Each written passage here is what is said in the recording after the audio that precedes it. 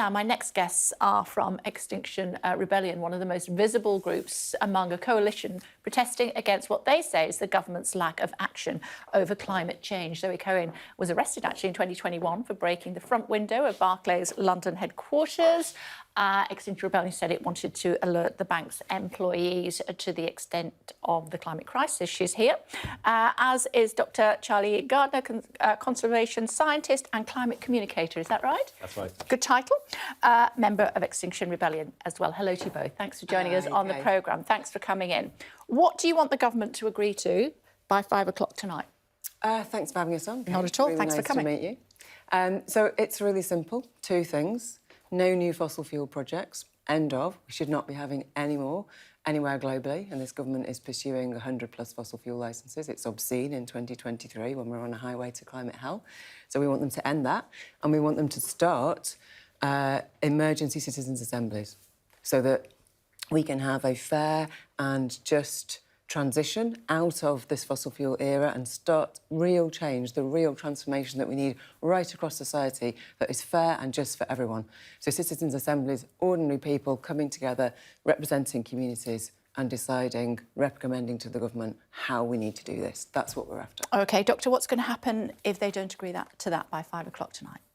I'll pass that on to Zoe. Oh, OK. Well, everyone's going to step up, aren't they? So what's that going to look like? Well, it's been a joyous 3 days. I don't know if you come on the streets at all, Kay. Of course, I live in London, absolutely. Yeah, there's a lot of people in just in Parliament Square up the road there. It's been absolutely joyous. On Saturday, 60,000, 70,000 people or more were beautifully, peacefully marching, babes in arms, little children, dogs, grandmas, everyone marching around Parliament, all shared goals, wanting the same thing from across 200 different organisations, diverse cross-section of society. It's been a really, really beautiful thing.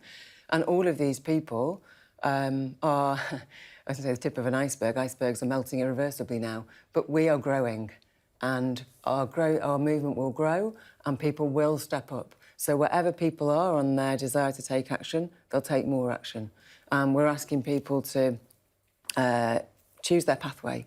Maybe supporting striking workers on the pickets, and solidarity with all striking workers, by the way, nurses, junior doctors and others. Support the striking workers, organise locally, whether that's in Extinction Rebellion or other groups and movements for social justice and climate justice, and also, for those who want to train up and get involved in civil disobedience. What does that look like? What does that look like? It's for people to decide. It's for people to come together and decide what that looks like. It's genuinely not yet decided. Different movements, different groups of this beautiful collection of 200 organisations. Will it involve what we've seen previously? I honestly don't know, Kay. But the point is, it doesn't really matter what it looks like. It sort of does to the public, so that's why I'm asking you these questions. The public are us. We are the public. Yeah, but not everybody glues themselves to the M25. No, of course they don't. But lots and lots of people take their own action. Smashes windows at Barclays, to be fair. No, we didn't smash them. We very carefully cracked them and didn't harm any living being.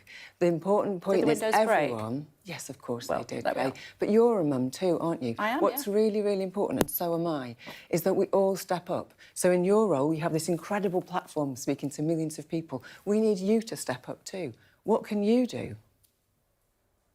Ask you the questions, which is exactly what I'm doing. No, we need you to do a lot more No. that. Let me ask you the questions, if I may. We can see the demonstration, and you were told that if you did anything else in the next 2 years, then you would spend quite a lot of time in prison, which is obviously not what you want to do. 7 months. It's outrageous, isn't it? So you won't be able to take any more civil disobedience action like this, will you?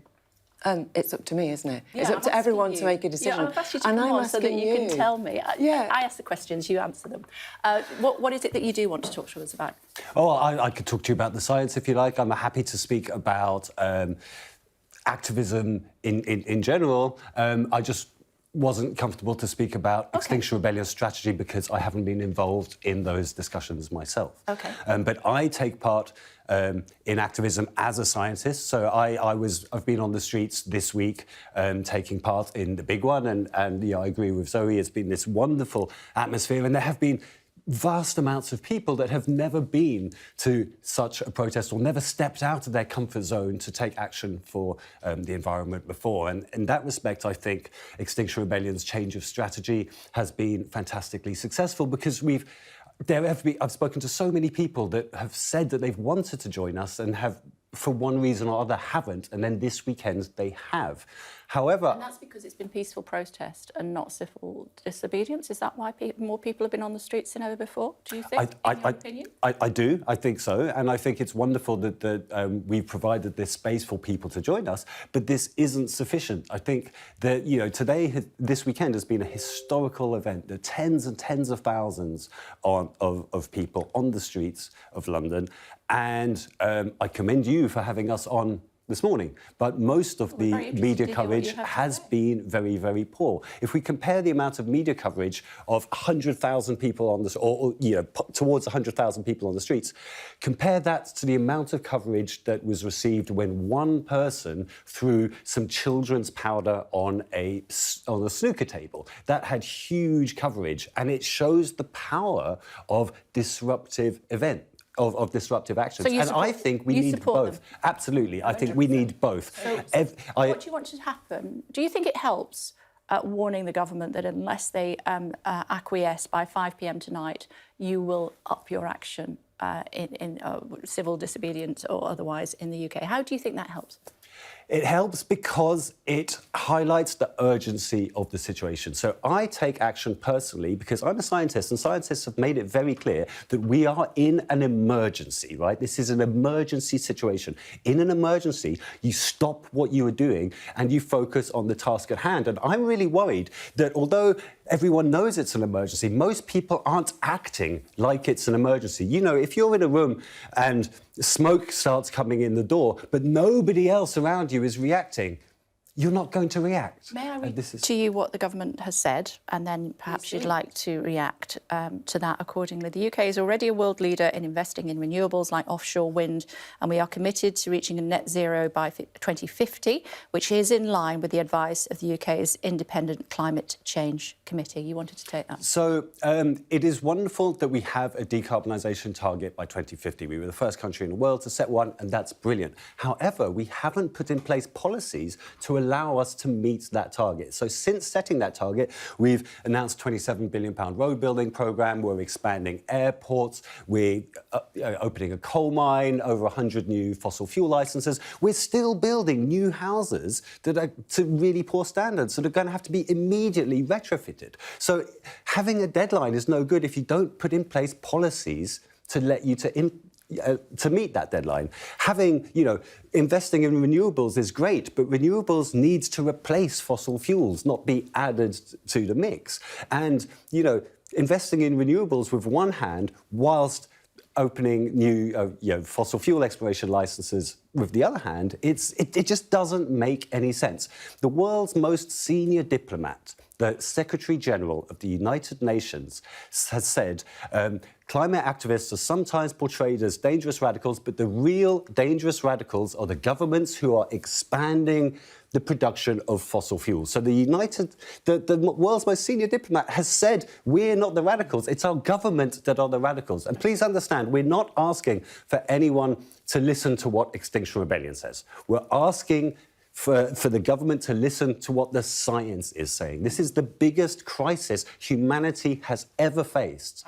And I'd just like to say to the viewers, if you don't like Extinction Rebellion's old tactics, if you don't like our new tactics, fine, but do something else. It's up to all of us to step up now. We have to stop looking away, because this is for the rest of our lives. This is not going away, and it's just going to get worse and worse and worse until we stop burning fossil fuels, and it's as simple as that. OK, almost out of time. Zoe, more disruption from 5 o'clock tonight, then?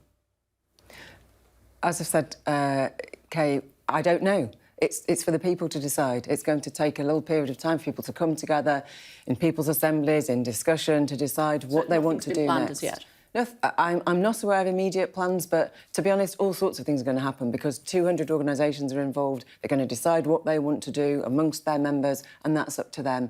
I think it's really important to say the government seems to be expecting us to just lie down and take this, and we're not going to. Our young people are not going to just lie down and die quietly. My daughter won't, other people's children won't. I hope your children won't either. And I hope you as a mum will also step up with us and fight for your children's future, because we all need to. I have one child. Thanks very much indeed for joining us. Thank you. Coming up in just a few moments' time.